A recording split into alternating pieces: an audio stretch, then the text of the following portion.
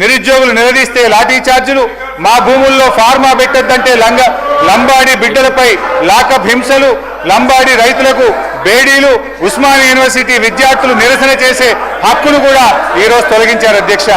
ఎన్నికల ముందు ప్రజలారా స్వేచ్ఛగా పోరాడండి అన్నారు. ఇప్పుడేమో మాట్లాడితే ప్రతి వారిని చావుగొట్టే పరిస్థితి ఉంది అధ్యక్ష. నేను ఒక్కటే చెప్తున్నాను అధ్యక్ష, ఇవాళ పసిపిల్లలు తమ పుస్తకాలు తీసుకొని ఇవ్వకుండా ఇండ్లు కూలగొడుతున్నారు. లైబ్రరీలో చొరబడి పోలీసులు విద్యార్థుల వీపులు వాసేదాకా కొడుతున్నారు అధ్యక్ష. శాసనసభ బయట ప్రశ్నిస్తే జైళ్లలో పంపిస్తుండ్రు, శాసనసభలో ప్రశ్నిస్తే సస్పెండ్ చేసి బయటకు వెళ్ళగొడుతుంది అధ్యక్ష ఈ ప్రభుత్వం. అధ్యక్ష, ఇవాళ రేవంత్ రెడ్డి గారిని ఎన్నుకున్న ఒకే ఎర్రర్ ఇవాళ ఈ రాష్ట్రంలో టెర్రర్ గా చూపిస్తున్నటువంటి పరిస్థితి ఉంది అధ్యక్ష. ఈ రాష్ట్ర క్రైమ్ రేట్ అధ్యక్ష నేను చెప్పలే, రాష్ట్ర డీజీపీ గారే చెప్తున్నారు. ఈ రోజు రాష్ట్రంలో శాంతి భద్రతలు క్షీణించినాయి. గత సంవత్సరం కంటే 24% క్రైమ్ రేట్ పెరిగిందని మీరు పెట్టుకున్న డీజీపీ గారే ఈ రోజు చెప్తా ఉన్నారు అధ్యక్ష. లాస్ట్ అధ్యక్ష 5 నిమిషాలు ముగిస్తా. 5 నిమిషాలు 5 minutes అధ్యక్ష. హరీష్ రావు గారు నేను ముగిస్తున్నా అధ్యక్ష.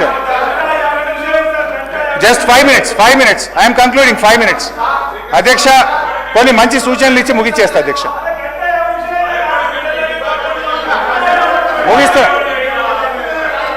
ముగిస్తా అధ్యక్ష. కొంచెం అధ్యక్ష ఈ బడ్జెట్ రేవంత్ రెడ్డి గారు భట్టి గారు కలిపి నిర్మించిన గాలి మేడల బడ్జెట్ అధ్యక్ష. ఎన్నికల ముందు పాతాల భైరవి, నరుడా ఏమి నీ కోరిక, ఎన్నికల తర్వాత పాపాల భైరవి, నన్నేం అడగద్దు నాకేం తెలియదు అధ్యక్ష. ఈ కాంగ్రెస్ ప్రభుత్వం ఇవాళ బడ్జెట్లో ప్రతిపాదనలు జోరుగా ఉంటున్నాయి, హామీలు అమలుకు వచ్చేసరికి నీరు గారిపోతున్నాయి అధ్యక్ష. డిసెంబర్ 9, 2023 నాటికి చేస్తానన్న హామీలు మరి ఎన్ని డిసెంబర్లు దాటాయో మాకైతే అర్థమైతలేదు అధ్యక్ష. రావాల్సిన డిసెంబర్ అసలు వస్తుందో రాదో అనుమానాలు ఇవాళ కలుగుతా ఉన్నాయి అధ్యక్ష. ఊకదంపుడు ఉపన్యాసాలు, ఉత్తర కుమార ప్రగల్భాలు అధ్యక్ష. వ్యక్తిగత దూషణలతో మార్చురి కంపు కొడుతున్న ఈ సీఎం గారి హేయమైన ప్రసంగాలను వినలేకపోతున్నారు అధ్యక్ష. చెవులకు చిల్లులు పడుతున్నాయి కానీ చేయూత పెన్షన్లకు చిల్లిగవ రావడం లేదు అధ్యక్ష. ముఖ్యమంత్రి గారు ఇదే అసెంబ్లీలో అధ్యక్ష ఏమన్నారు అధ్యక్ష, ఒక్కనొక్కని తోడుకలు తీస్తా, బట్టలిప్పి రోడ్డు మీద తిప్పుతా అని ఈ సభలో ముఖ్యమంత్రి గారు చెప్పారు అధ్యక్ష. నిండు సభలో చైర్ను ఉద్దేశించి చెప్పగల ఈ ముఖ్యమంత్రి గారికి ఎంత గొప్ప సంస్కారం ఉందో ఒక్కసారి ఆలోచించండి అధ్యక్ష. సంస్కారానికి ఆస్కార్ అవార్డు సార్ ఆల్మోస్ట్ 2 గంటలు మాట్లాడారు హరీష్ రావు గారు. సార్ ఏ సందర్భంలో వారు మాట్లాడారో వారికి కూడా తెలుసు.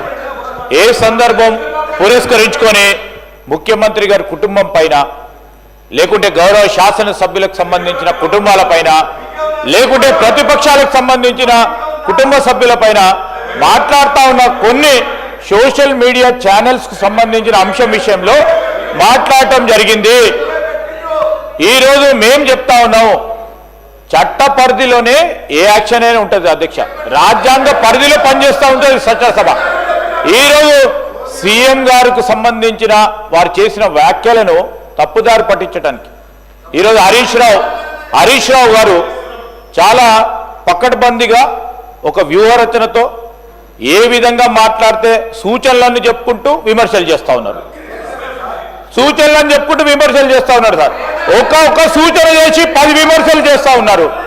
నేను ఈరోజు మేము చెప్తా ఉన్నాం అధ్యక్ష, ప్రతి అంశానికి కూడా సమాధానం ఉంది. మా డిప్యూటీ సీఎం గారు తప్పకుండా సమాధానం చెప్తారు. మేము కూడా ఓపికతో కూర్చున్నాం అందరం. ఒక్కసారి కూడా స్పష్టంగా వేరే మాట్లాడలేదు.